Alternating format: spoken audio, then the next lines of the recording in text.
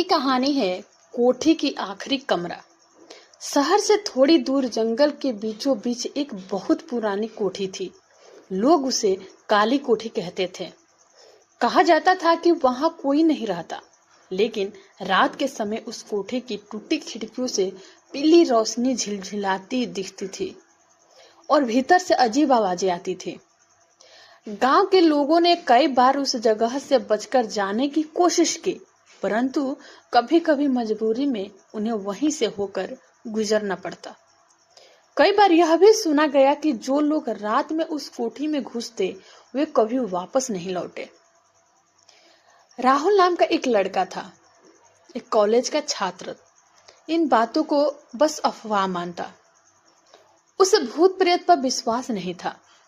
एक दिन दोस्तों की चुनौती पर उसने तय किया कि वह कोठी के भीतर जाएगा और साबित करेगा कि यह केवल लोगों की बनाई कहानियां हैं। रात के 11 बजे राहुल अपने हाथ में टॉर्च और मोबाइल लेकर कोठी के अंदर घुसा।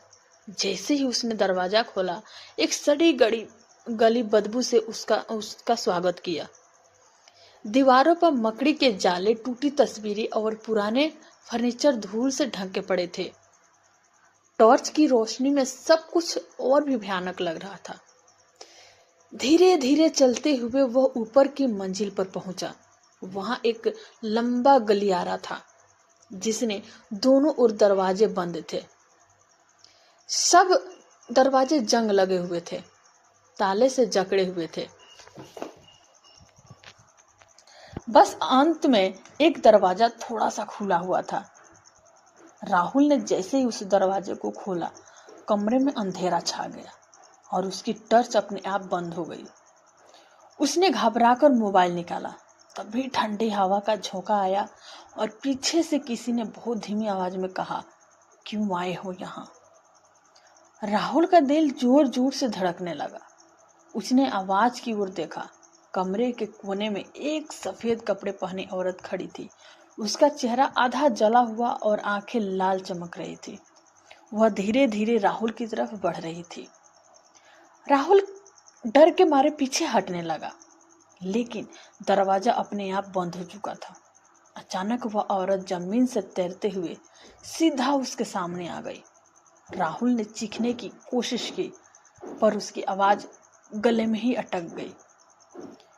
उस औरत ने फुसफुसाते हुए कहा, अब तू भी यहाँ रहेगा जैसे बाकी सब रह गए।